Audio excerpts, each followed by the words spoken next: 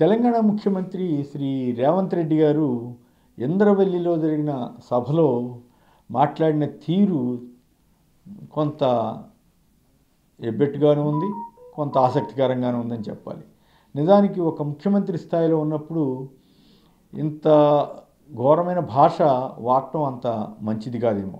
నిజమే, ప్రభుత్వాన్ని ఎవరు కూల్చడానికి ప్రయత్నం చేసినా తప్పే, అది అటువంటి వాటిని ఎవరూ సమర్థించం. కానీ బట్ ఆయన మాట్లాడిన పదాలు ఆయన స్థాయికి, అంటే ముఖ్యమంత్రి అయ్యారు గతంలో, సరే ఆయన ఎట్లా మాట్లాడినా కేసీఆర్ని ఉద్దేశించి లేదా రాజకీయాల్లో కొన్ని అభ్యంతరకర పదాలు వాడకూడనవి వాడినా ఆ రోజులు గడిచిపోయాయి. ఇవాళ రోజున ఆయన ఒక ముఖ్యమంత్రి, అందరికీ కాస్త మోడల్గా ఉండాల్సిన ఆయన ఏమంటారు, ఎవడరా ప్రభుత్వాన్ని పడగొట్టేది, పండబెట్టి తొక్కుతాం.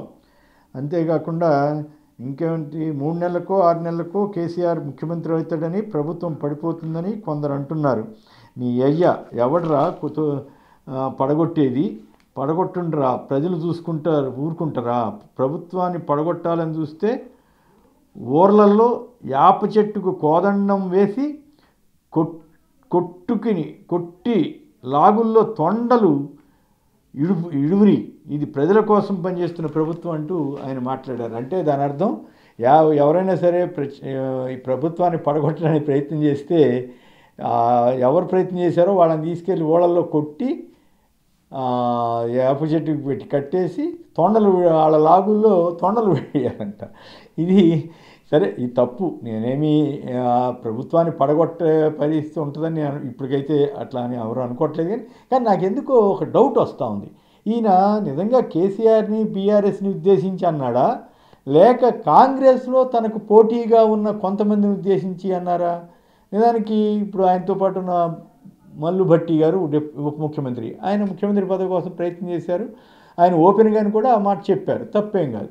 అలాగే మరొక యాస్పిరెంట్ కోమటిరెడ్డి వెంకటరెడ్డి గారు, ఆయన ఇప్పుడు బయటపడకపోయినా ప్రస్తుతం రేవంత్ రెడ్డిని పొగుడుతున్నా ఆయనలో ఆకాంక్ష లేదని అనుకోజాలం కదా. ఆకాంక్ష ఉండడం తప్పేం కాదు. అయితే ఇప్పుడు ఏమన్నా కాంగ్రెస్లో ఏదన్నా గొడవ మొదలయ్యి రేపు పార్లమెంట్ ఎలక్షన్ తర్వాత సరైన స్థానాలు, ఒక 10 స్థానాలు 7-8 స్థానాలన్నా కనీసం 50% అబౌవ్ స్థానాలు గెలుచుకోగలిగితే రేవంత్ రెడ్డికి మంచి ఇమేజ్ వస్తుంది. ఒకవేళ ఆ పరిస్థితికి గెలుచుకోలేకపోతే అప్పుడు కాంగ్రెస్లోనే గొడవలు మొదలవుతాయి. కేసీఆర్ బీఆర్ఎస్ వీళ్ళు పడేయకపోవడం అనేది వాళ్ళ చేతిలో ఏం లేదు. ఇన్ఫ్యాక్ట్ ఇప్పుడు బీఆర్ఎస్ ఎమ్మెల్యేని కాపాడుకోగలుగుతారా లేదా అనేది, ఎందుకంటే అనుమానం వస్తూ ఉంది. వాళ్ళు పనుల కోసం వెళ్ళినా దేనికోసం వెళ్ళినా మరి బీఆర్ఎస్ ఎమ్మెల్యేని కాంగ్రెస్ చేర్చుకోదు అని ఏమన్నా ఈయన హామీ ఇస్తే పర్వాలా. అందులోనూ ఈయన మీద అప్పట్లోనే ఓటుకు నోటు కేసు అనేది ఒకటి ఉంది కదా. సో ఆ కథ వేరు. అయితే ఇక్కడ 2 పాయింట్లు ఏంటంటే, ఒకటి భాష, 2 నా అనుమానం ఏమంటే ఆయన కాంగ్రెస్ మంత్రులకి కానీ కాంగ్రెస్లో తనకి పోటీ వస్తారనుకునే వాళ్ళని ఉద్దేశించి కానీ ఆయన ఏమన్నా హెచ్చరిక చేస్తున్నారా అనేది నాకు డౌట్. ఎందుకంటే ఈ కనపడకుండా జనరల్గా రాజకీయాలు ఏంటంటే నేరుగా చెప్పే పరిస్థితి ఉండదు. ఎందుకంటే పార్టీలో తనతో పాటు పనిచేసే మంత్రులు వీళ్ళంతా ఉంటారు.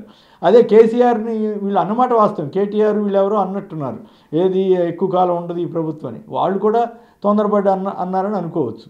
కానీ ఈ పాయింట్ని ఆసరాగా చేసుకుని కేసీఆర్ని అడ్డం పెట్టుకుని కాంగ్రెస్ నేతలనే ఆయన కాంగ్రెస్ నేతలకే హెచ్చరిక పంపించారా, వార్నింగ్ ఇచ్చారా అన్నది నాకు సందేహం. బట్ ఒకటి, రేవంత్ రెడ్డి గారు తన భాష మార్చుకుంటే మంచిది, లేకపోతే మరింత సమస్యల్లోకి ఆయన కూడా అట్లాగే ఎదుటి వాళ్ళు కూడా విమర్శించే అవకాశం ఉంటుంది.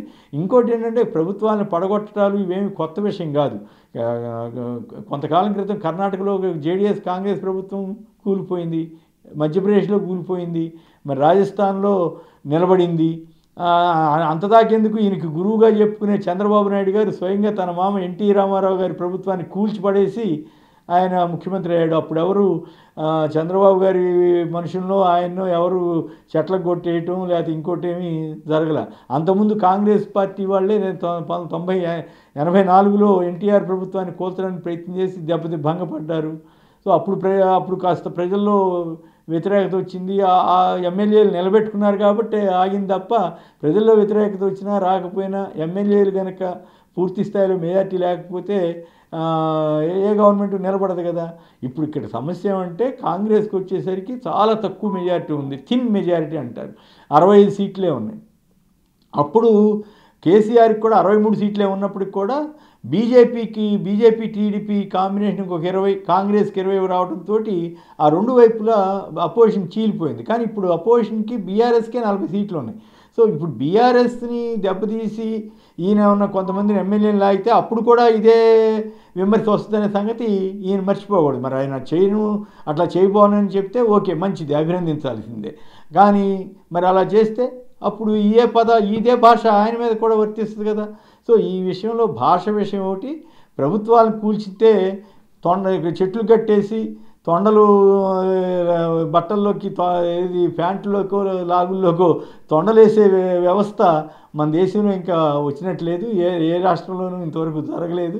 మరి రేవంత్ రెడ్డి గారు కొత్తగా ఏమైనా కనిపెడతారేమో చూడాలి. కేసీఆర్ మీద ఆరోపణ చేయండి, ఏమన్నా చేయండి, అది వేరే విషయం. కానీ ఈ తొండల భాష, ఈ కొట్టుడు భాష, తొక్కుడు భాష, ఇవన్నీ అంత మంచిది కాదేమో. బట్ నాకైతే ఈ డౌట్ వస్తుంది, ఏది తన పార్టీలోని వారికే ఆయన హెచ్చరిక చేస్తున్నాడేమో ముందస్తు జాగ్రత్తగా అనే అనుమానం అయితే కలుగుతుంది.